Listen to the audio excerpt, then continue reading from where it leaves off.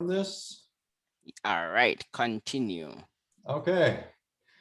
All right. So with me today is Mr. Lipton Matthews. He is a researcher, business analyst, and a contributor to Merriam West, The Federalist, American Thinker, and the Intellectual Takeout.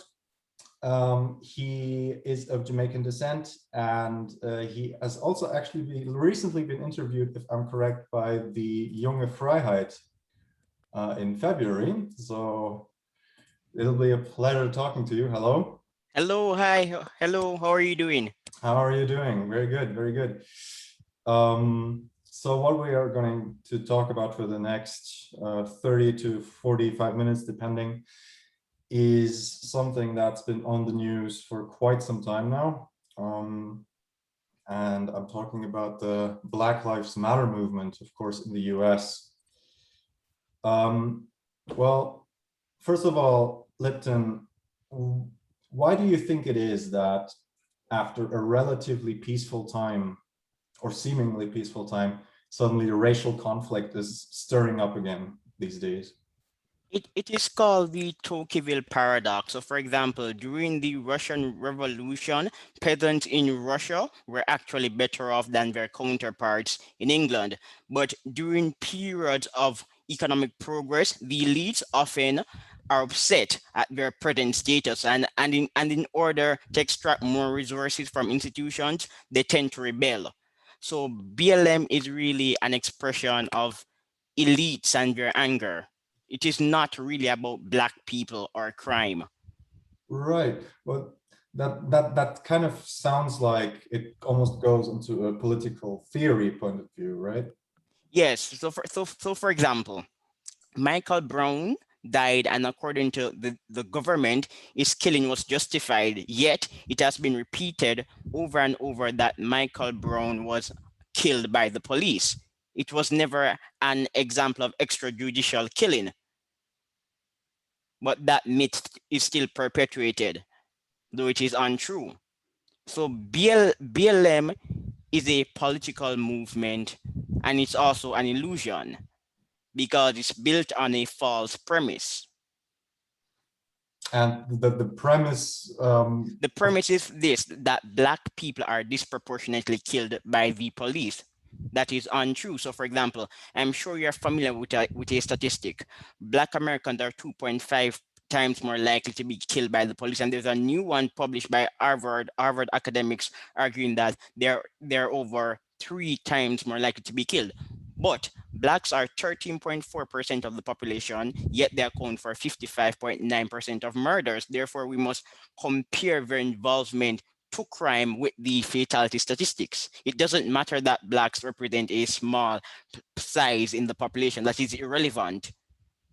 When you look at their involvement in crime, the statistics appear less incredulous. Yeah, that's what I've heard, for example, Ben Shapiro talk about, where he mentioned that if you account for statistics of crime, then the police would actually turn out to be extremely pro-Asian, because almost no Asian ever gets shot, but that's because they hardly commit any crime, right? Exactly. So, for example, in New York, 23% of blacks are responsible for 72% of shootings. Wow. Right. I think it's also important to mention at this point that you are in fact a black male, right? So Yeah, I'm black. I'm black. you are a black, and you're of Jamaican descent, right? I was born in Jamaica, and I live in Jamaica, but I've traveled to the US before. So you as an individual, you don't actually feel properly represented by the group of Black Lives Matter, right? No, not at all. And what's also unfortunate is that America is a global superpower and a cultural power. Therefore, when ideas emerge in America, they're often reflected elsewhere. So, as a Jamaican, people are interested in the BLM movement, but I'm moved by evidence, so it doesn't reflect my ideas because I'm only moved by the data. Right. So basically, you would say that the whole movement of Black Lives Matter per se is based on the false premise that blacks are oppressed, and they're oppressed by wherever the people wherever people are oppressed, there has to be an oppressor, right? So who's the Yes. oppressor in this case? But the evidence for Black oppression again is low. When we read the media, we're given information on stories about Blacks who are allowed to attend universities even though their grades are lower. And many states in America want to lower standards to appease Blacks. So for example, there's a war on SATs, or there's a war on mathematics, or some believe that science is racist or too objective and thus a form of white supremacy. So if you talk about white supremacy, then basically the idea is that blacks are oppressed by white people, right? Yes, but we don't have evidence to support this assertion. Mm. For example, a study was done over 15 years ago, noting that noting that Black men out earn white men, but it was done in a small part of New York. Yet, had it been the reverse, would be told of the finding over and over. Right. So what we actually see here, and this blends into something that sort of that's sort of the umbrella term for all of this is systemic racism, Yes, right? systemic racism. And so basically, you would say, according to the studies and to the research that has been done, that systemic racism isn't a thing. It's not real. If you look at it from the angle of crime, it is fallacious. If you look at it from the angle of inequality, it is also fallacious. Taiwanese American, Chinese American, and Indian Americans out earn white Americans. Hindus and Jews out earn atheists. Disparities are a way of life. The fact that on average white Americans earn more than Black Americans does not suggest racism. Yeah, but that's exactly the group's point, though, is that, well, I guess they sort of propose that there's a disparity, right? Yeah. So whites have it better than blacks, for example, on And average. disparities are driven by culture and achievement. So, for example, Black Americans have less impressive credit scores than white Americans, and this is public knowledge. However, Black Americans with more impressive credit scores are still unable to repay loans. Black Americans invest less in assets like stocks, and where saving rates are lower. So culture is very important. So And this then let sort me of, repeat something yeah. again. In the 90s, a study was done by sociologists noting that entrepreneurs wanted to employ Blacks, but the problem was their work ethic. So culture is very important. So on average, you suggest that blacks have a, due to cultural Yeah, sort of. their culture is an impediment. Mhm. All right. So this is, of course, something that if you say it out loudly is something that will definitely be reprimanded, right? You can't just say that out loud in public and expect people to listen, because they'll Mm, just shut you down. So Well, if they shut me down, I can find a new outlet. But people can talk. I am not moved by emotions and drama. so the idea that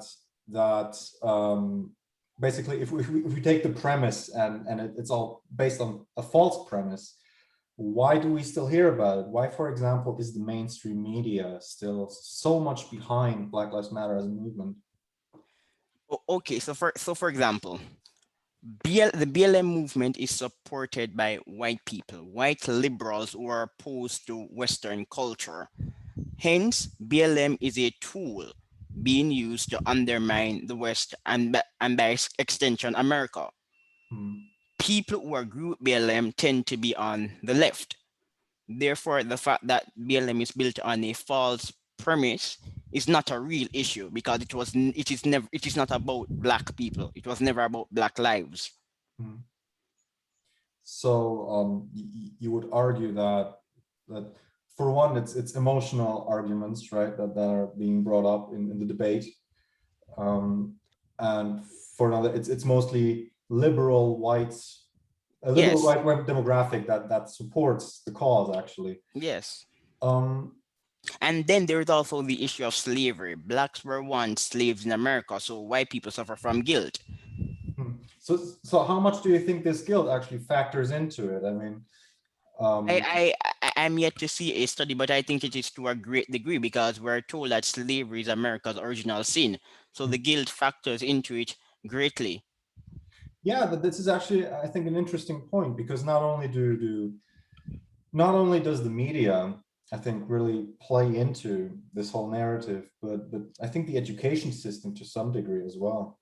Yes. So for example, students are told to reflect on their racism. Even parents are encouraged to reflect on their whiteness. It's just Reflect on silly. one's whiteness. Yeah, New York Post is a good source of information for the anti-white hysteria. Mm.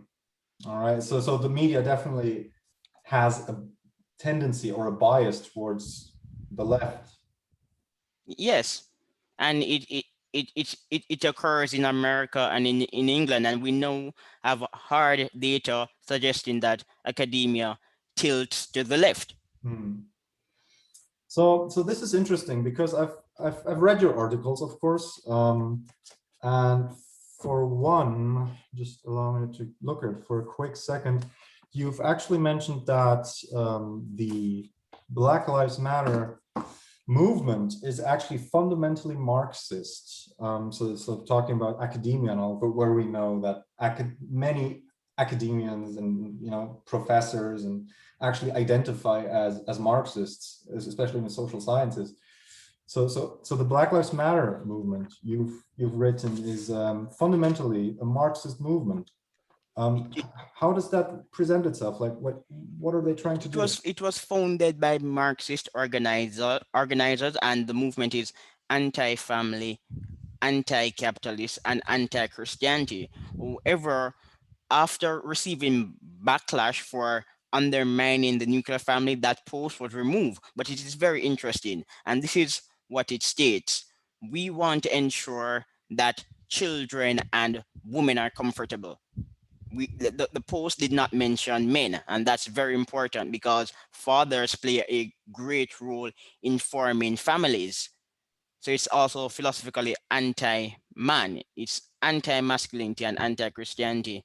Christianity teaches us that progress is possible but not inevitable.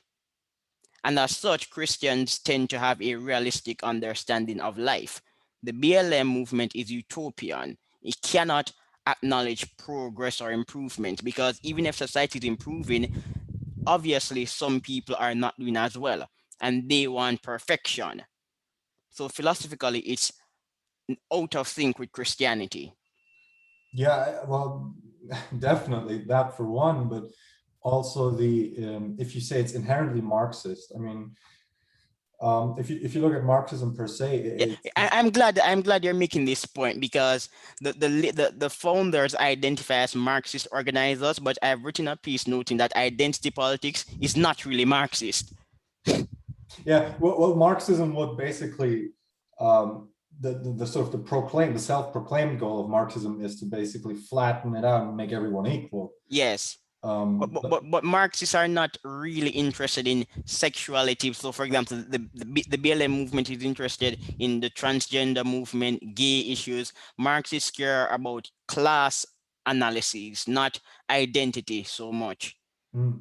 So it's not so properly. It's not a Marxist movement, but it's similar to Marxism in a sense. Mm. It's anti-capitalist. So the anti-capitalist Marxist movement is also very against the family. You Yes, mentioned. because the family is an individualistic unit. In the family, we become people. The nuclear family shapes our identities. The extended family encourages in the extended family, we're encouraged to become more collectivistic because for the extended family to succeed, it requires collaboration. But nuclear families historically have been more individualistic, and this is one of the reasons for the rise of the West. The nuclear family has been dominant in the West for several centuries. And also in a nuclear family, you are encouraged to become an adult and chart your own course. So if you're on the left, then you're going to oppose the nuclear family because it promotes individualism. So that is also where I think it's really interesting. We can look into it and see the family structures, for example, that make up most of Black America, so to speak. They're not. Yes, fatherlessness. Yeah, that is one thing that we definitely have to touch on. I mean, there's the I believe the statistics on the topic are overwhelming into one direction, namely that two-parent households do better. Yes. In virtually every domain. So do you think that this is actually a solution to sort of the struggles that Black Americans face? Yes, according to one study, family patterns explain about 70% of the black-white income gap. Children raised in stable families earn more, and they're also more productive and less likely to become delinquents or end up in prison.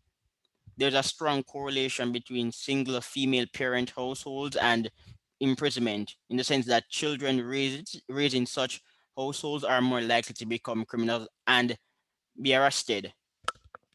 Yeah, that actually relates to something I've heard where I think that of the last 5 school shootings that took place, all of them were raised by single mothers, all of the perpetrators. So Because mothers and fathers have different roles. Men, and this has been proven by biology, men are strategic and they encourage their children to mature and take on the world. Women are nurturers. Therefore, the absence of a father will result in the breakdown of authority. so So could it be? children were raised by their fathers, especially black boys, according to a study that was done in the 90s by the Journal of Family Psychology, are more confident. So the absence of a male parent will induce crises. So do you think that psychologically, maybe the Black Lives Matter movement can sort of be seen as a replacement for a traditional family? Well, leftists dislike diversity. They're communal. So I agree with you. But BLM is not a serious movement. It does not have a real trajectory or platform to improve the condition of Black Americans or anyone for that matter. So I personally, I'm annoyed that BLM is taken seriously. I can imagine. I mean, you definitely have made you've done your research, so to speak. So you say that you don't feel at all represented by this movement. No, Was that always the case, or did that change at some stage? that was always the case because I've been on the right for a long time. I was born a conservative and then I became a libertarian, but the left is anti-diversity in terms of intellectual ideas. The leftists want us to be alike. If you get rid of diversity, equality is the solution. As long as people are able to think differently from each other, we will have innovation and varying levels of achievement. Therefore, if you are a true leftist, you will dislike diversity because diversity is the enemy of equality. And I'm specifically referring to intellectual diversity. That actually, yeah, that makes sense. I mean, the two sort of counteracting claims are, well, diversity is a strength, but everyone is equal. So which one of the two is it? Right? It can't be both. No, not at all. So as I guess, and this is something that I actually find quite let's just say I'm not a fan of it, is when left people, and I've seen this happen in real life, when left people assume that people of color or Black people or brown people or whatever you want to call it, that they always support this cause. And have you seen the same thing happen? Yes, personally, people assume that if you're black and you don't support the BLM movement, you're either deranged or silly or are anti-black. Wow. Yeah. But it's deeper than that. So, for example, corporations support BLM. And if a corporation is not willing to take the politically correct stance on BLM, it is defenestrated. Well, that's interesting because now, of course, all the major corporations all sort of hop on the woke train, right? Exactly. They try to sort of participate in this movement, and Especially McDonald's. oh, McDonald's is actually now part of it too. Yeah, McDonald's wants to link pay to diversity, and racial audits are also becoming very important. That's interesting because that seems like the actual definition of racism right there, isn't it? Yes, but Black people or people of color, whatever you want to call minorities, cannot be racist. Only whites. So you can discriminate against Black people. No, sorry, you can discriminate against whites, but not Black people. So some states in America prefer to offer the vaccine to minority groups before giving it to Blacks. But to do the reverse would make you a racist, because apparently Blacks have less power, therefore they cannot demonstrate racism. Which actually, if you really think about it, is a form of racism. So, Yeah, it's very twisted. It's twisted. so this cognitive dissonance that sort of appears within supporters. How do you think that this sort of goes into a psychological field? Maybe how do you think these people hold these conflicting views? Doesn't it? No, for them it is not conflicting because they have rationalized the premise. White people are evil. White people built empires. They enslaved non-whites. Non-white people are virtuous. It's quite simple. Although slavery is not unique to the West, but then again, they really care about history. Yet they have rationalized the premise. So it is not a form of cognitive dissonance if you are in their space. To us, they're silly. But if you're in that space that has been infiltrated by nonsense, it's quite logical. So as we speak now, it's 2021, May 2021, and let's just say from the first time the riots, or as the media call them, the peaceful protests, from the first time they took place, it's almost a year. And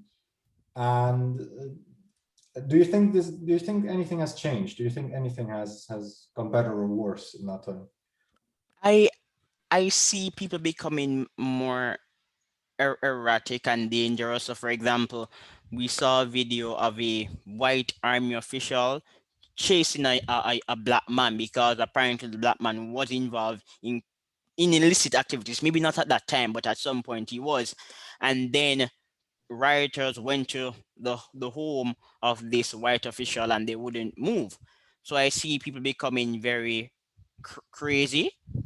Some individuals were sensible, are recanting their support for the BLM movement, but on net, support for BLM will increase in the public space. So if you're an ordinary person, you're unlikely to support BLM. But as long as you're in the elite, or if you're interested in becoming a member of the elite, then you're going to support BLM.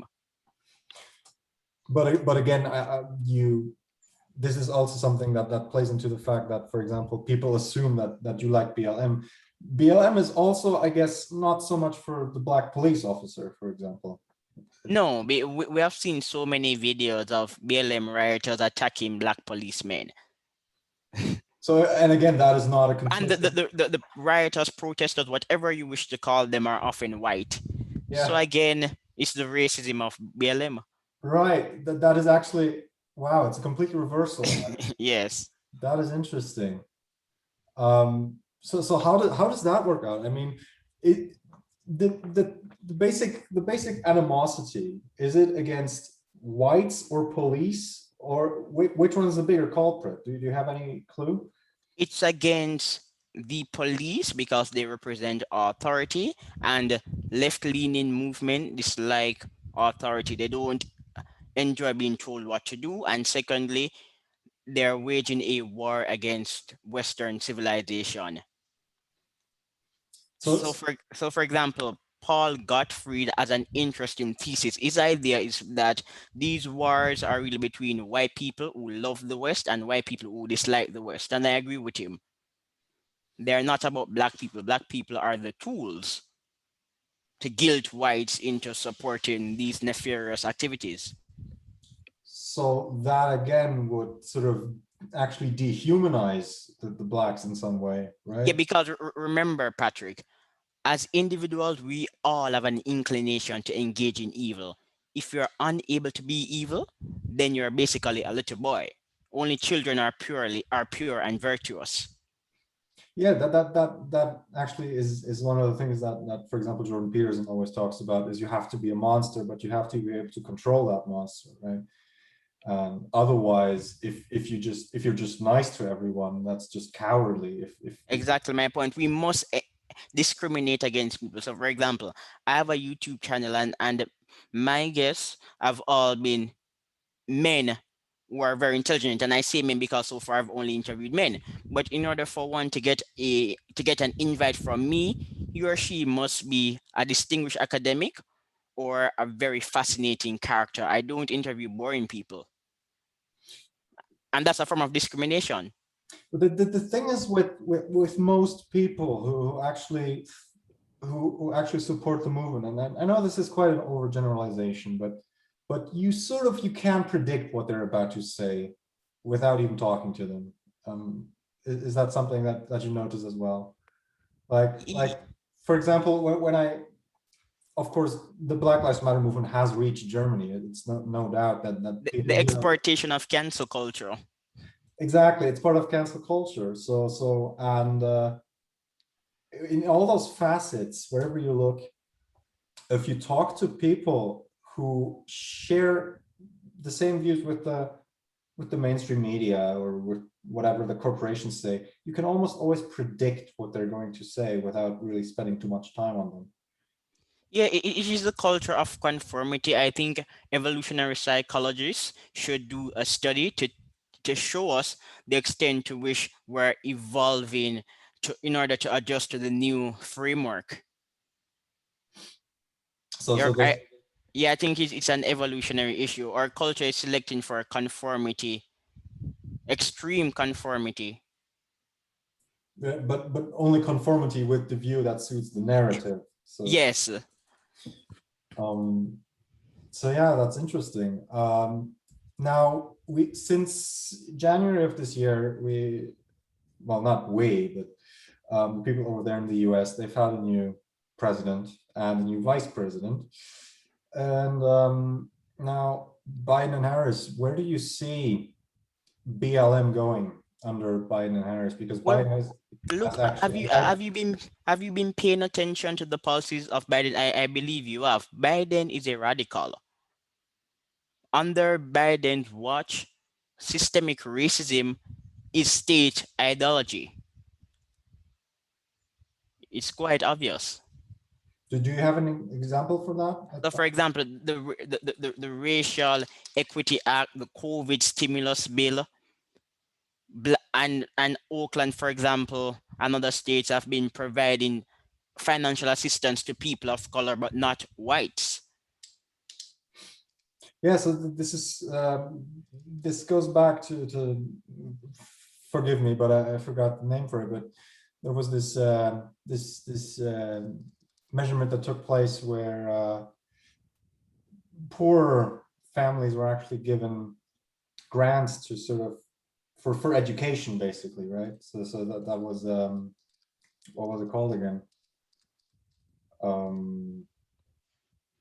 It was quite some years ago. I have to look it up again. Yeah, black farmers will receive 5 billion of the stimulus package because Right. they're black.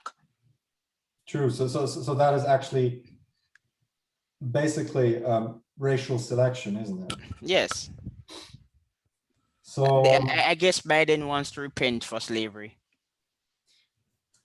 yeah, but the interesting thing about that is that when you see so many white people actually supporting this cause, it's not like, and you mentioned this as well, is that it's quite obvious that lives matter. It doesn't matter if they're white or black, or you just don't go around hating blacks. That's stupid. But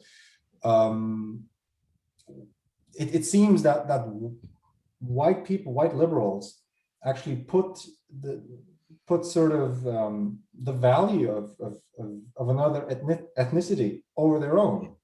Pathological. It is pathological. So Yeah. yeah, Lipton, It's what do you think in the following years? Do you have a okay. prediction? Okay. So, for example, in evolutionary psychology, there Yeah. is something we call altruistic punishment. In other words, someone is punished whoever you do not receive a benefit. Let's say for example, Carlson is a famous media presenter, and this is true. You love Tucker Carlson, he's entertaining. However, Carlson made a point that irritated the elites, and as a result, he was fired. You wanted Tucker Carlson to be fired because you deem his actions to be morally egregious. That is a form of altruistic punishment, because when you punish Tucker Carlson, you're punishing yourself even though you're not gaining a benefit. You have gained a psychic benefit, but I don't take therapeutic benefit seriously. But by not having Tucker Carlson on TV, you are losing utility because he provided leisure. So it is altruistic punishment. Western society is individualistic, but Westerners believe that moral norms are universal. Therefore, based on the present context, BLM is a moral universal. And if you don't adhere to the principles of BLM, you should be punished. It's a form of altruistic punishment. Right. I understand what you're talking about, and this is sort of I guess Edward Dutton said this in his book Making Sense of Race. This is basically a battle of moral truths versus actual truths, and you are supposed to just accept the moral truth no matter what the actuality is. Yes, and I do believe that though cancel culture is not new, in the medieval ages we had example of cancel culture, but for several reasons I do believe that the type of cancel culture we're discussing now could only occur in Western civilization, because Westerners are impartial, individualistic, and have an objective sense of judgment. Therefore, if Westerners assume that Black people are being treated differently, it will become a problem, even if the evidence do not comport with the reality. Yeah, and that's an important point. So we value the sort of the idea that we care about blacks, right? And Yeah, and all people are equal. So, for example, to suggest that blacks are poor because of their culture is to denounce the thesis that all people are truly equal. Because if all people are equal, but black people have a culture that's maladaptive, then on average, black people will not be on the same level as whites and other groups. true. So these ideas are fundamentally problematic in the West because the culture is individualistic and universal. We have an impartial sense of justice in the West. So, and I guess talking about justice there, the I have to admit I haven't actually dealt with the sentencing and the trial of Chauvin as much as I maybe should have, but I've sort of read bits about it. And do you think the trial was fair and just, or do you think that? And Ann Coulter and Patrick Buchanan have done excellent analyses of the trial. But let me make this important point. Derek Chauvin lost the case, and I'm not surprised, because the knee hold at the time was not illegal. We can always debate the appropriateness of the knee hold, but it was never illegal. Had Chauvin, let's say, removed his leg, then all of us would be right to suggest that the trial was unfair. But the fact that after George Floyd said I couldn't breathe and Chauvin kept his leg on his knee does indicate that Chauvin would have ended up in prison, especially because of the present context. Remember, the justice system is influenced by identity politics. So this case was very difficult, and Chauvin was going to lose. That's not surprising. If we had been around, let's say, 10 or 20 years later, maybe he would have been charged for manslaughter and only manslaughter, but he's being treated like a murderer because of politics. Yeah, I've actually seen interviews with liberals and black teens on the street, BLM supporters, who say that if he's not convicted, then They're going to protest and revolt. right, and that's probably what the justices didn't want to see happen. And America has to massage the fragile egos of blacks. White Americans don't have a choice. It's interesting. So as a if Lipton, if you were to give a projection, let's say, for race relations, and then I think this is a good question that we could maybe close on. Give a general projection. What do you think in the following years? How will things play out, or how could things play out if it went better or worse?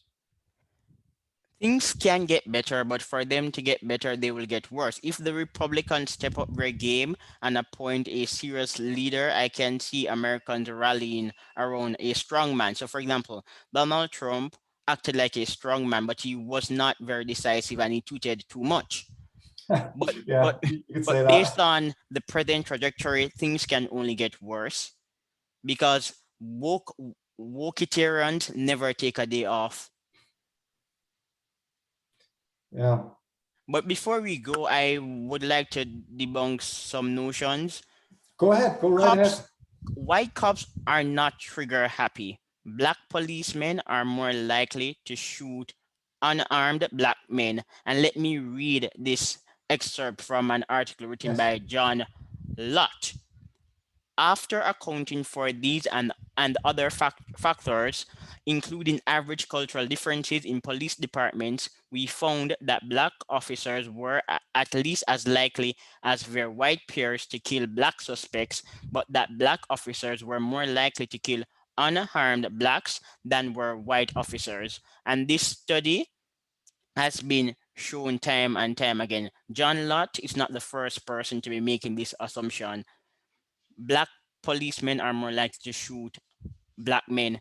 Well, it could be attributed to geography. They're stationed in black communities that tend to be more violent, but either way, black policemen are more likely to shoot black men.